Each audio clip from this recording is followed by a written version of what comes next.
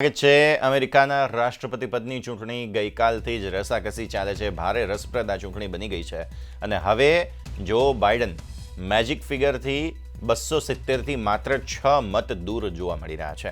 જો બાઇડનને 264 ઇલેક્ટોરલ મત મળ્યા છે તેમને. ડોનાલ્ડ ટ્રમ્પને 214 ઇલેક્ટોરલ મત મળ્યા છે. તો મિશિગન અને વિસ્કોન્સિનમાં બાઇડનની જીત થઈ છે.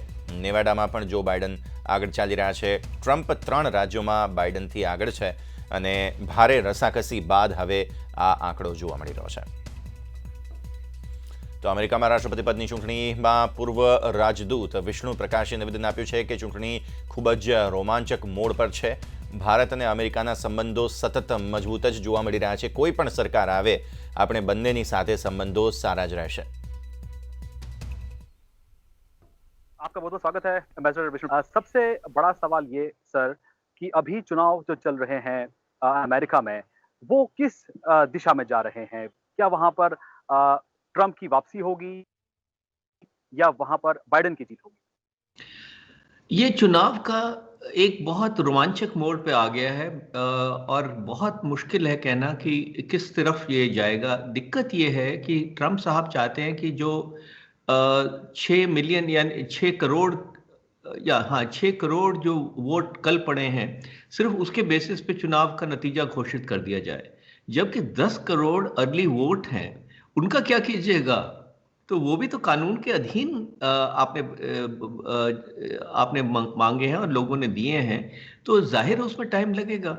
और अमेरिका के इतिहास में जो पोस्टल वोट हैं कभी उस दिन भी काउंट नहीं होते हैं, तो इसलिए और वो उन्होंने अपनी विजय डिक्लेयर कर दी है और लोग ये भी कहा यहाँ तक पहुंच गए हैं कि देखिए हमारे साथ तो धोखा हो रहा है।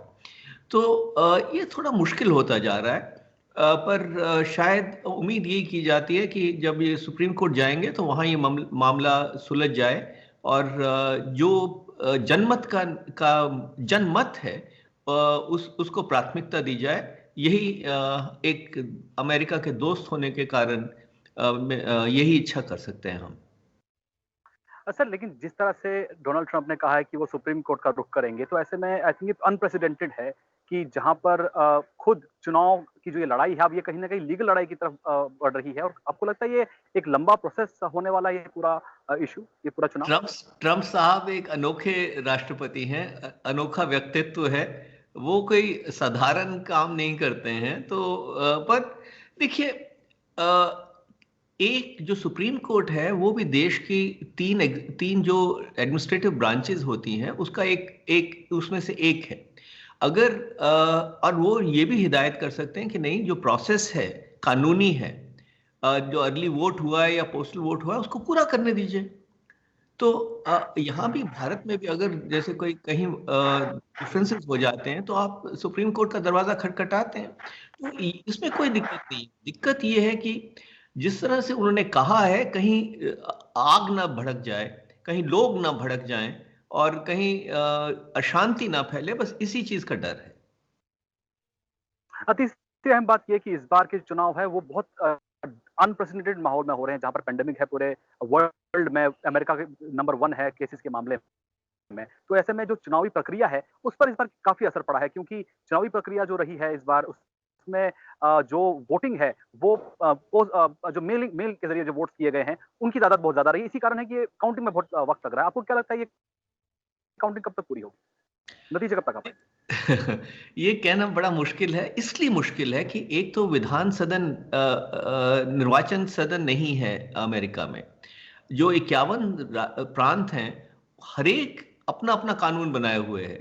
किसी में वोटिंग अलाउड है, किसी में अर्ली वोटिंग अलाउड नहीं है, किसी में जो पोस्टल बैलेट से ही होता है, किसी में सिर्फ इलेक्ट्रॉनिक वोटिंग मशीन्स होती हैं। कोई पहले शुरू करता है काउंट करने, कोई बाद में करता है। तो ये सब एक प्रजातंत्र की खूबी समझ लीजिए कि सब में है और यही कारण है कि समय लगेगा।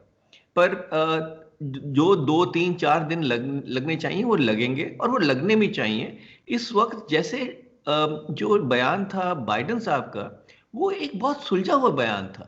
उन्होंने कहा देखिए ना हम निश्चय कर सकते हैं ना ट्रम्प साहब कर सकते हैं, ये निश्चय तो जनमत है, लोग करेंगे, तो हमको टाइम लगाना है, समय की जरूरत है। तो यही उम्मीद करते हैं कि ठंडे दिमाग से प्रजातंत्र का जो प्रतिक्रिया है उसको पूरा करना होने चाहिए। यही हम चाहते हैं और हम यही इच्छा करते हैं। एक आखिरी सवाल, सबसे बड़ा सवाल यही है कि वहां पर जिसकी भी सरकार बनती है, भारत के लिहाज से ट्रंप ज्यादा भारत के लिए अच्छे हैं, या बाइडेन अगर आते हैं तो भारत से संबंध पहले से बेहतर हो? देखिए, थोड़ा सा अगर मैं गहराई में जाऊं इस बात को, क्योंकि ये बहुत अहम सवाल है। 20 साल से जब मार्च 2000 में बिल क्लिंटन भारत का दौरा करने आए थे 5 दिन के लिए, वो एक टर्निंग पॉइंट था। उन्होंने बुनियाद रखी थी रिलेशनशिप की, और कहां से कहां रिश्ता पहुंच गया। और चाहे रिपब्लिकन आए या डेमोक्रेट आए हैं, हमारे देश में भी चाहे एक पार्टी है सरकार बनी है दूसरी, रिश्ते की जो कर्व है, जो उसकी रेखा है, वो निरंतर ऊपर होती जा रही है और रिश्ता मजबूत होता जाता है, बढ़ रहा है। तो इससे क्या मतलब है? इससे मतलब ये है कि दोनों देशों के जो हित हैं वो मिलते हैं, और एक कंसेंसस है कि हम इस रिश्ते को बढ़ाएंगे।